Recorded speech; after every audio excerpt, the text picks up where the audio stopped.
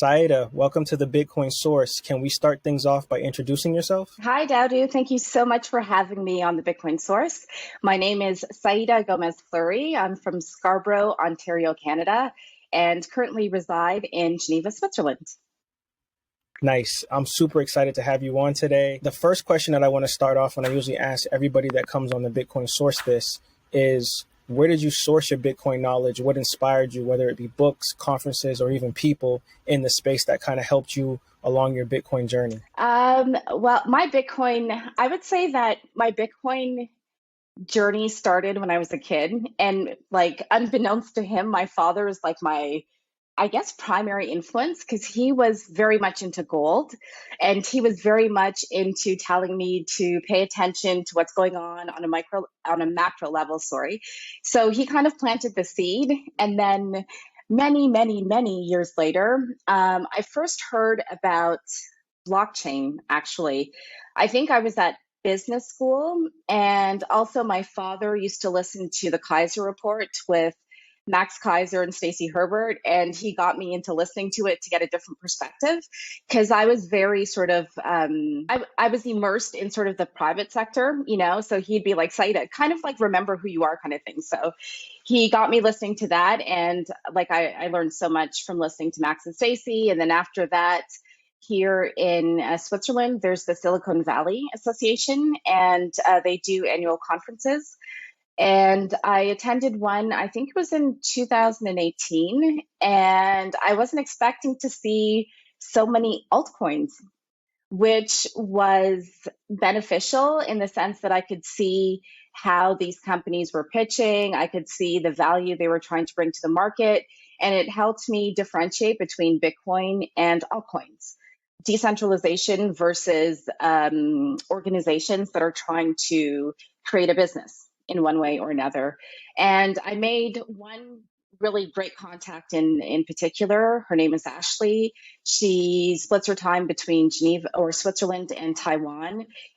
She's an Asian woman and she's so smart. She's very spiritual. Like she's like been a very good contact for me because she started her Bitcoin journey before I did.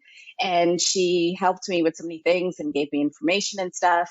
And then after that, I mean, like, this is like a never ending answer for me. I mean, I listen to Saifedean's podcast frequently, the Bitcoin Standard.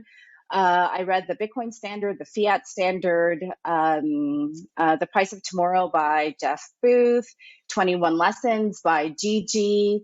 I have Mastering Bitcoin by Andreas Antonopoulos. Can't say that I've read the whole thing and I'm like sound on a technical level, not at all, but it's a great reference book and it helps me to learn as I go along. What else? I listen to the What Bitcoin Did podcast from time to time. Of course, all of my colleagues at Satoshi's Journal, because we're so diverse and spread out, listening to everyone's experiences and stuff helped me tremendously as well to understand things from multiple perspectives. They're just like there's so many sources, I go to GitHub from time to time to try to follow what's happening. I subscribe to newsletters. I love, is it Tales from the Crypt, or I think they changed the name of the podcast, Matt Odell. He his tutorial from many years ago on how to set up your cold card really helped me. I shared that with my husband. There's so many influences, so diverse. In the Francophone Bitcoin space, there are a few people I follow on Twitter, like Seb, I think his last name is Gouspiou. He's a Bitcoin miner. There's another guy called Zlock. There's L'Afrique par Bitcoin, which I started following as well. So I'm all over the place. Yeah, and it's so fascinating to kind of see how different people and how they learn Bitcoin, right? So it's like, I'm actually pretty excited because I'm a bookworm and you just labeled off so many different books that are so important to the ecosystem. And, it's kind of like one of those things in Bitcoin where the journey just doesn't stop once you're orange pilled or once you understand the protocol. You have to continue to kind of sharpen the blade and really learn more about the ecosystem of what Bitcoin is and how it's not only going to benefit you, but benefit society as a whole. Most definitely. And I mean, there's the ecosystem around Bitcoin, and then there's Bitcoin itself with so many disciplines that I mean, for me, because I don't have a technical background, it takes some time to understand, like lately I've decided to learn more about Bitcoin mining. So the companies involved, their incentive structure, what mining actually is. I think it was O'Keen who said, Bitcoin miners should not be called miners. They should be called like security consultants or something, or because they do secure the protocol. How do they do that? What happens when the block reward is minimized? Like, there are just so many avenues to go down. I wish I had more time to really indulge myself in each topic. Yeah, most definitely. And Saidah, your background is so unique and different, and you've had, a wide range of experience doing different things, traveling all over the world. And my second question for you is, I'm aware that you've pitched for startup companies in Silicon Valley. So how has raising capital differed for Bitcoin only companies? So it was part of my business school. It was one startup in Silicon Valley, and then we also traveled to China to see how startups are created there and to sort of compare and contrast the models. And we went to India as well to see how business is carried out there. And so from, I guess, more of a Western perspective, and I'm by no means an expert, okay? So like take what I say with a grain of salt, but with respect to Bitcoin only companies, I would say that one of the key differences would be considering what your TAM is, your total addressable market. So a Bitcoin only company is a company, right? And so what people are looking for is who's your customer? What's your market size? What like fundamental problem are you trying to solve? Do you have like just a basic prototype, an MVP that you can get out there, like, leave your laptops in the office, get out there and actually see how people interact with your product? What are the pain points that you identify? Like all of these sort of fundamental startup things need to be covered. But I would say that for a Bitcoin only company, a potential vulnerability is your market size, because everyone and their mom knows about crypto. So if you are a company providing whatever service that involves Bitcoin plus a bunch of altcoins, chances are you have, like, I guess, a greater ability to reach a bigger market. Whereas if you're Bitcoin only, I think for companies in the startup phase, it's important to incorporate sort of like a Bitcoin educational segment to your service offering. So your customer understands why you offer Bitcoin and Bitcoin only or a Bitcoin related service.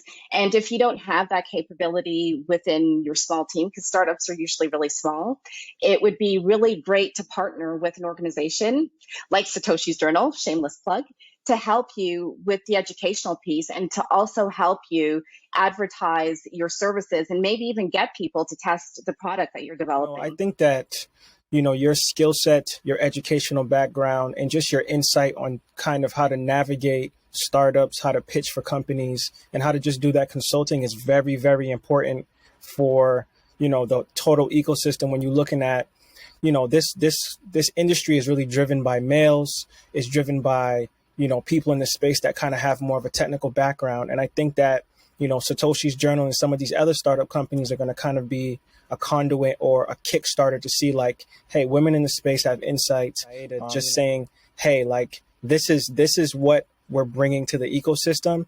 And I think that once you become more successful in your journey of like pushing out capital, pushing out people to actually believe in Bitcoin, you're going to kind of see like this wave of people rushing in to kind of like try to do the same thing. So I'm super excited to have you a part of the team, and I always look forward to your insight. What you say is pertinent in so many ways with respect to like women specifically. Like in 2017, I volunteered for a project called the Pasadi's Skills Project in South Africa, in Limpopo province. And what the project does is that it takes women who are in complicated domestic situations and it provides skills training. So like designing, sewing, etc.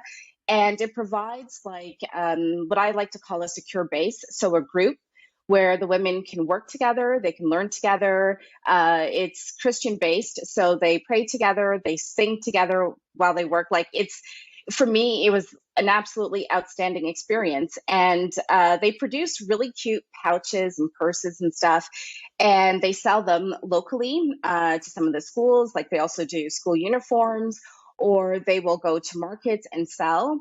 And when I consider Bitcoin as a solution for a micro project like that, which eliminates obviously third parties, it eliminates banking fees, the potential for women to have their own little sort of micro circular economy is great.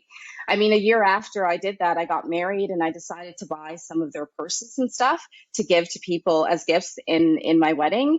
And I had to pay banking fees from Switzerland to South Africa. And I thought to myself, like, these fees, I mean, either I retain that value, that monetary value, or I say, you know what, I saved X on these fees. Let me pass it forward to these women, because I'm not just purchasing like the purses that they make. I'm also purchasing the experience that they shared with me. I'm purchasing the fact that they allowed me into their homes.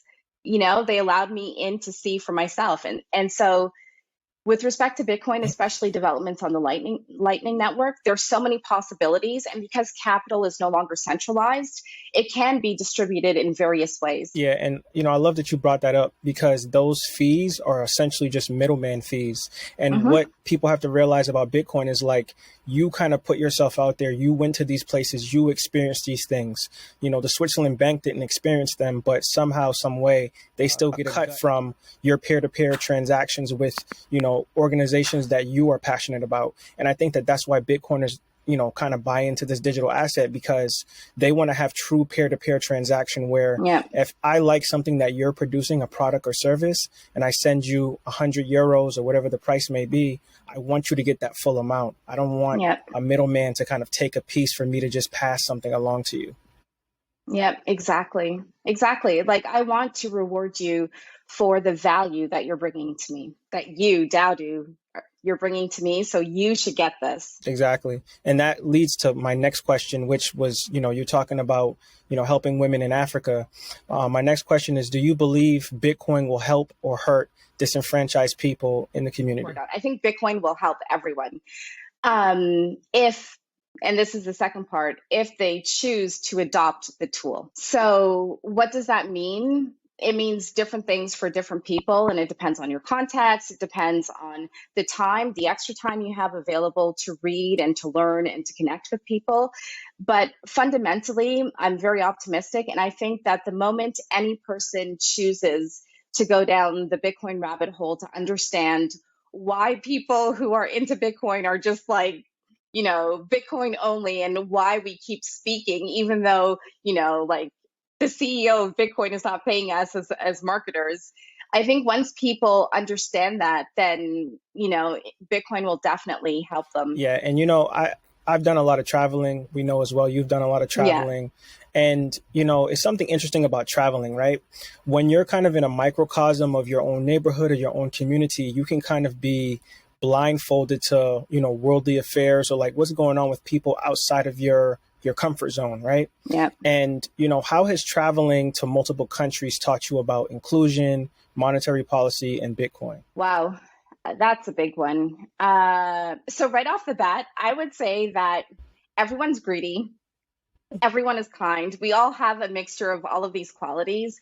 And depending on maybe the position of power we have, I think that's when our kindness is tested, or the extent to which we're greedy is tested. So as humans, irrespective of where we live, we all possess these qualities. And I think that the circumstances we find ourselves in sort of point to how we express those qualities, or which of those qualities are most expressed as opposed to others.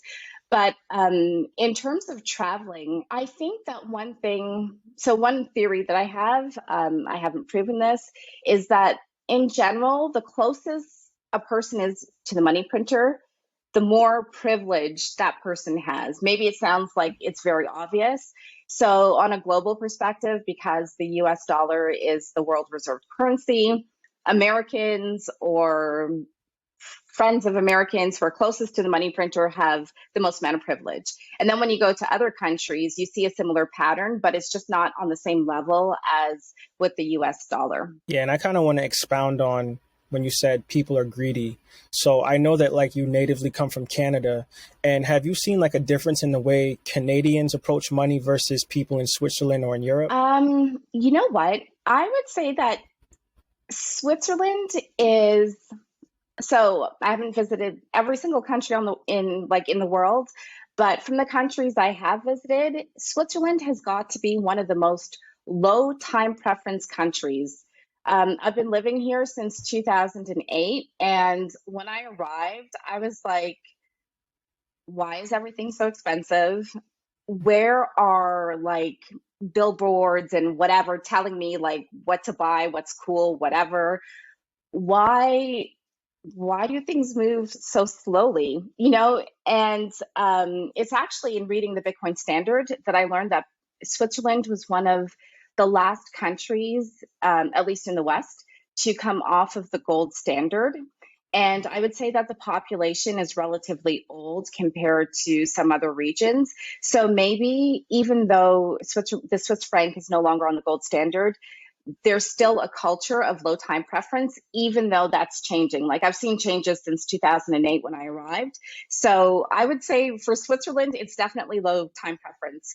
And also, even I'm not going to get into politics too much, but even with respect to voting and stuff, I don't hear that much about political parties. It's not like polarized right or left. It's really like we vote on referendums on specific topics all the time. And it's never like this party, like you get like a package in the mail with a summary of all the topics, and then you see what each party is saying. They list all the parties. You see what the conseiller fédéral or whatever recommends, and then you do your own research, and then you cast your ballot.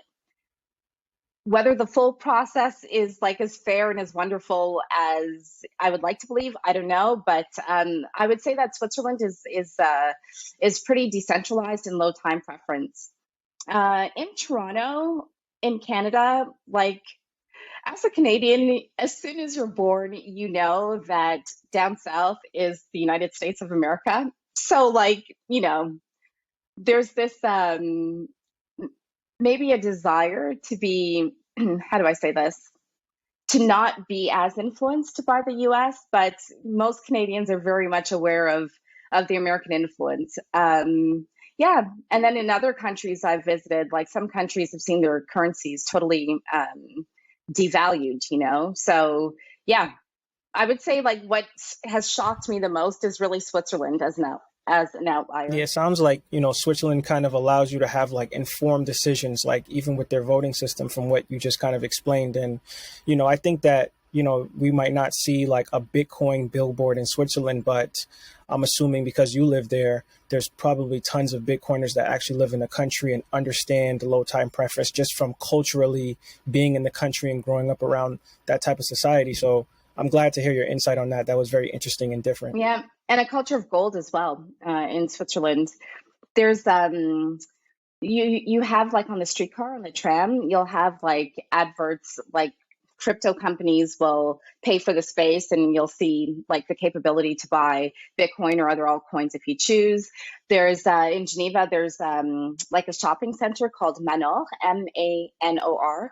And I was floored because they have like Bitcoin ATMs. Sometimes I go with my daughter.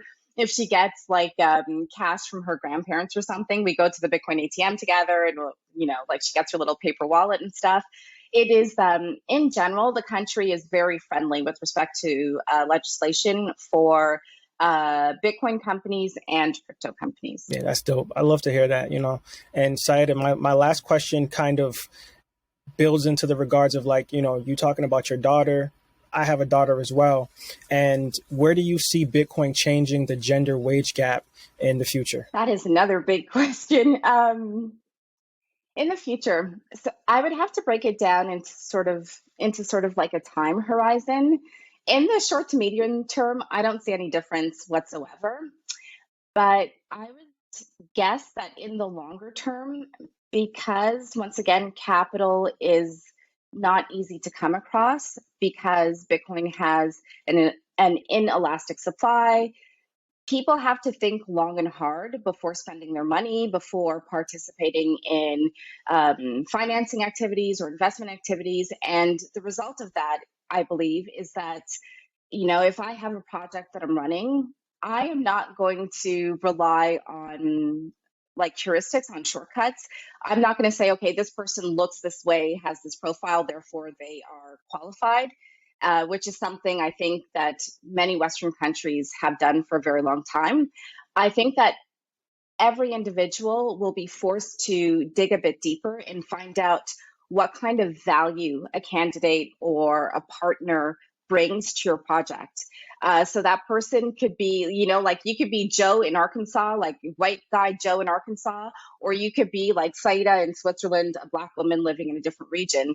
And if neither one of us is capable of delivering value to a company or to a business, then we just won't be hired simply because, or we won't be paid simply because, our performance really counts. Because I think that on a Bitcoin standard, it is about delivering value as opposed to, expanding your business operations because you have access to cheap capital. Yeah, and also influence too, right? Like a lot of people use influence as leverage to get a higher wage or a better position at a job. And I think that women have it harder because just of the social constructs of society. And like you said, I think that Bitcoin is going to kind of dissolve some of those issues that we're seeing with, people just, catcalling or saying like, oh, women can't do that job because of whatever reason. And, that's why I brought up that question because, as I'm raising my daughter into maturation, I'm going to have these conversations with her down the road at some point as well.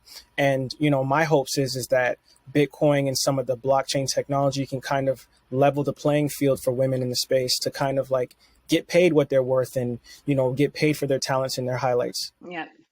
And to be entrepreneurs as well. I mean, for me, my daughter, she's free to choose whatever she wants, but mommy will have a gentle guiding hand and encourage her to experiment with different businesses, as she's growing up. And I definitely want my daughter to learn how to code. I speak to my daughter about Bitcoin already. She knows how to pronounce the word, when we were in El Salvador in April, we had the good fortune of visiting Hope House with Roman Martinez and their programs and stuff. There were lots of girls, lots of boys participating. They were surfing. They did a prayer ceremony. They did garbage pickup and stuff. And they were so welcoming. And my daughter just she's small, but she still made a few friends and stuff. And I thought, how cool would it be if one day my daughter partners with a little girl or a little boy in Alzante that, is very, I guess, good at surfing and surf lessons and stuff. Here in Switzerland, we've got the Swiss Alps. The French Alps aren't so far away. There's a lot of skiing, snowboarding, like a bunch of winter sports. How cool would it be if they could start their own business where it's some sort of dual tourist package delivered over, I don't know, layer 2 or layer 3 solutions by then, and they get their payment in Bitcoin. Like, how cool would that be? If that's the case, we're no longer discussing the wage gap. We're talking about entrepreneurs who partner with other people because they deliver value or they have access to resources that someone in New York doesn't have, for example. Yeah, I agree with that 100%. And, that's going to be the changing of the tide. That's what the future is going to look like, hopefully. And I'm glad that you have that foresight to kind of instill that in your daughter now. That's dope. I love it. Yeah, we, I don't know when, but we should organize a little, I don't know, like a FaceTime or something with our two daughters so that they can just see each other. I don't let my daughter watch YouTube or anything because those algorithms are not kid-friendly in my personal opinion, but she does with my friends and family in Canada or in Trinidad or in New York, she does get to see them, so we could definitely do that. Yeah, most definitely. Saidah, this Bitcoin conversation has been great. I really enjoyed it. Can you give the audience, can you give the world your social media contact and also any future projects that you have in store? Yes, so the best place to follow me is on Twitter. at Saidah Gomez. That's SAIDAHGOMEZ, or Z for Americans. And then you can follow me on Instagram at Foster Inclusion. I don't post there that frequently. I also have a Foster Inclusion Twitter account and a YouTube channel, and I kind of come out with videos every month or so. But the best place to find me is on Twitter at Saidah Gomez. And in terms of future projects, I'm putting together a few pitch packages specifically for, I guess, more traditional companies to incorporate Bitcoin initiatives in their inclusion strategies or their CSR, community social responsibility strategies. Nice. Once again, Saidah, thank you for taking time out to be on the Bitcoin Source. Have a good one. Thank you so much, Dadu.